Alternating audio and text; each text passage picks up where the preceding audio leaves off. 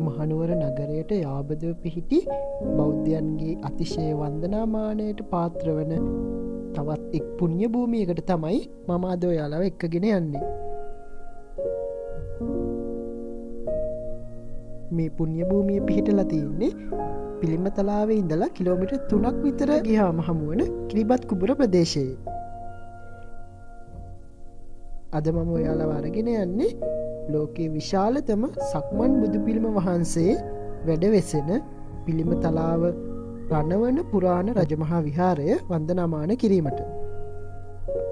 මේ පුුණ්්‍ය භූමිය පිහිටලා තියෙන්නේ කඳු මුදුනක වනගත ප්‍රදේශයක් මධ්‍යයට වෙන්න. විහාරස්ථානයේ දෙසට යන මාර්ගයේ මුලින්ම හමුවන්නේ ඉන්දියාවේ සාංචි ස්තූපය අසල ඇති උතුරු දොරටුවේ අනුරුව සහිත තොරණයි. සාංචි තොරණ අංග සම්පූර්ණව නිමවා ඇති ලංකාවේ දකින්න පුළුවන් එකම තොරණ පිහිටලා තියෙන්නේ මෙම ස්ථානය. මෙම විහාරස්ථානයේ ප්‍රවේශ මාර්ගයේ වම්පසින් වලාකුළු බැම්මක් සකස් කරලා තියෙනවා. මුදුන දක්වාම පීගට පෙළක් ඉදි කරලා තියෙනවා වගේම පීගට පෙළ දෙපස අටවිසි බෝධීන් වහන්සේලා රෝපණය කරලා තියෙනවා. ඒ වගේම ඒ සෑම බෝධීන් වහන්සේ ළඟම ශෛලමය සමාධි බුදු පිළිම වහන්සේ නමකුත් තැන්පත් කරලා තියෙනවා.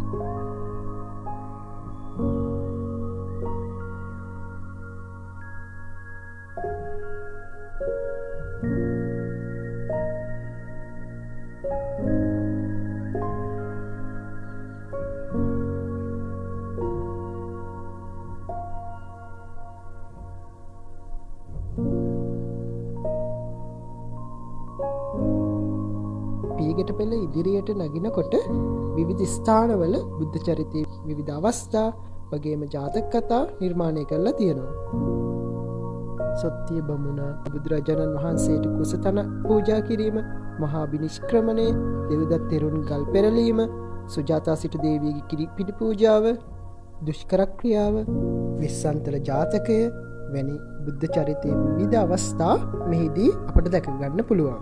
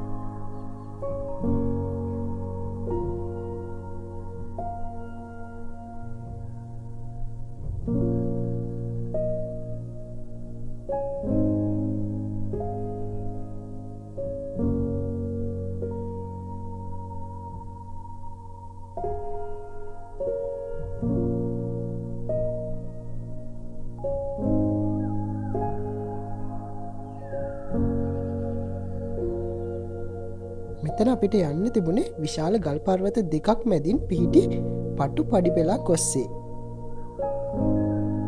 මෙම දෙපස තුරුලතා වලින් ගහන භූමි ප්‍රදේශයක් තමයි දකින්න තිබුණේ.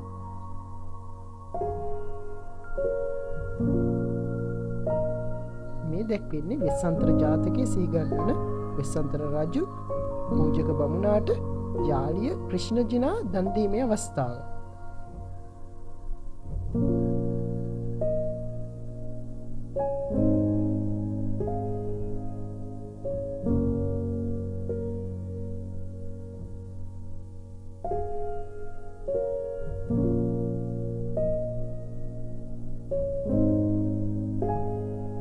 මේ තමයි දෙව්දත් තෙරුන් ගල් පෙරළපු අවස්ථාව නිර්මාණය කරලා තියෙන ආකාරය.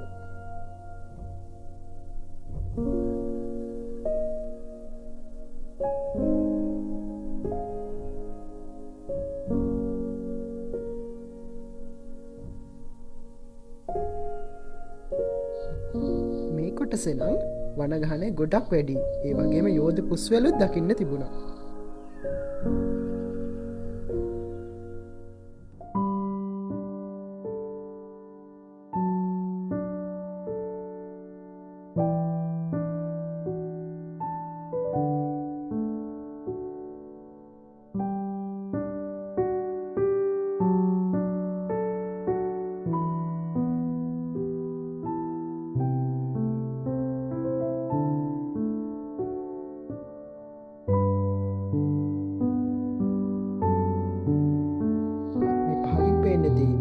සුජාතා දේවිය විසින් සිදුහත් තවුසානන්ට කිරිපිඩු පූජා කරන අවස්ථාව.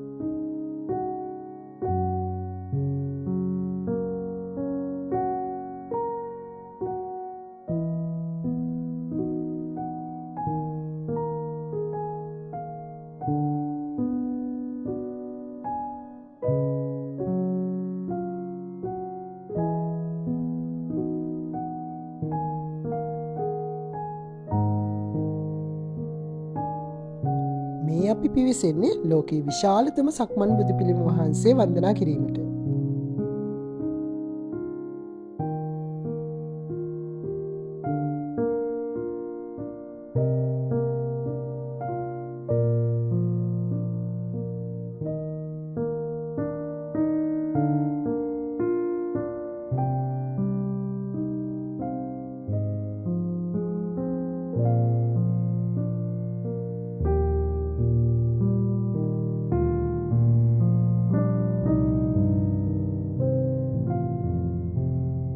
මේ බුදු පිළිම වහන්සේ දකිනකොට සිතට දැනෙන සුවය කියලා නිම කරන්න බැරි තරම්.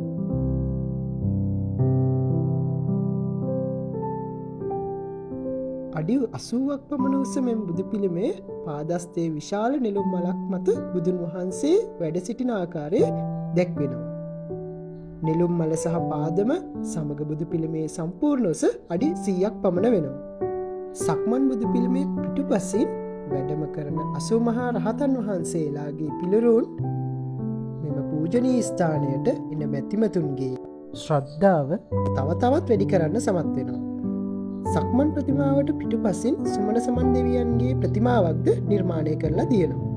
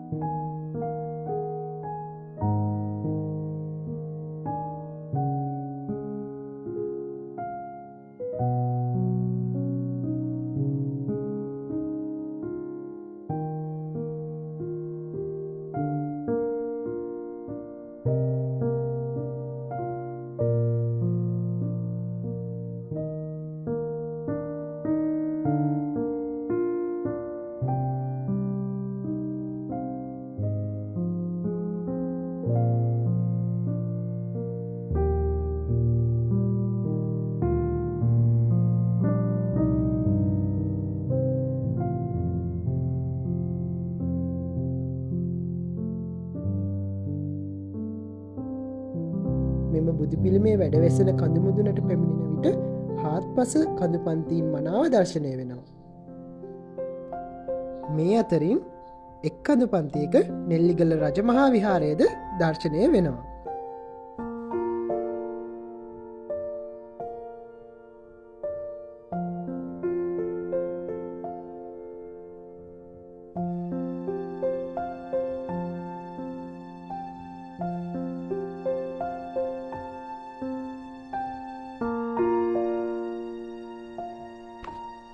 මෙම පූජනීය ස්ථානයට මම ආපු වෙලාව නම් හරිම නිස්කලංක සන්ධ්‍යාවක්. සතිය දිනයක් නිසා තාම සුළු වන්දනාකරුවන් පිරිසක් විතර මෙම ස්ථානයට ඇවිත් සිටියේ. ඉතින් නිදහසේ මෙම ස්ථානය වන්දනා කර ගැනීමට මට හැකි වුණා. මේ ස්ථානයේ ගත කරපු වෙලාව තුළ හිතට දැනුණු සුවය නම් කියලා නිම කරන්න බෑ.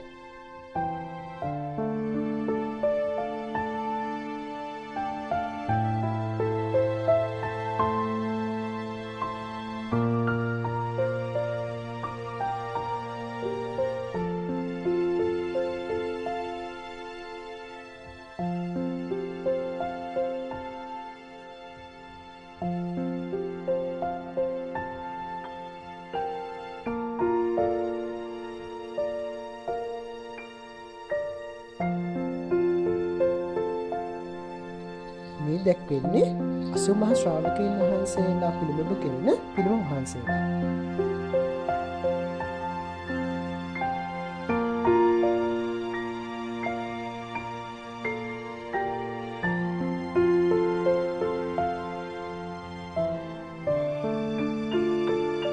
ඉතින් දැක්වෙන්නේ සක්මන් පිළිමයට පිටුපසින් පිහිටුවා ඇති සුමන සමන් දෙවියන්ගේ පිළිරුවක්.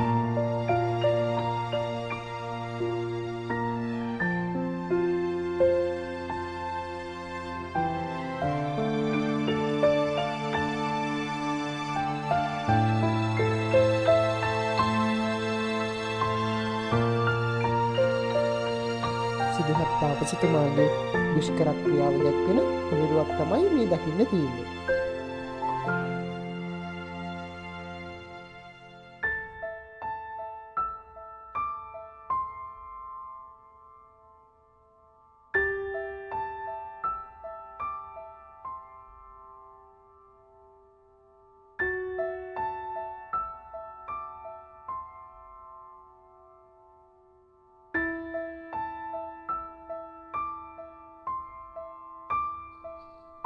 මේ හේමමාලා හා දන්ත කුමරු දළදා වහන්සේ වැඩම කරවන අවස්ථාව දැක්වෙන පිළිරුවක්.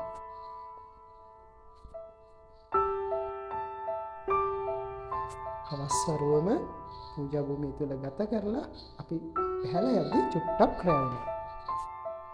මේ තමයි විහාරස්ථානයේ බුදුගය. මේ රාත්‍රියේට ආලෝකමත් වෙලා පේන්නේ නෙල්ලිගල රජමහා විහාරය.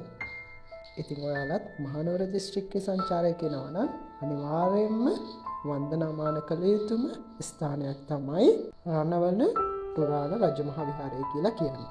ඉතින් ඔයාලටත් මේ පූජනීය ස්ථානයේ වන්දනාමාන කරන්න එන්න කියලා ආරාධනා කරමින් මම සමුගන්නවා.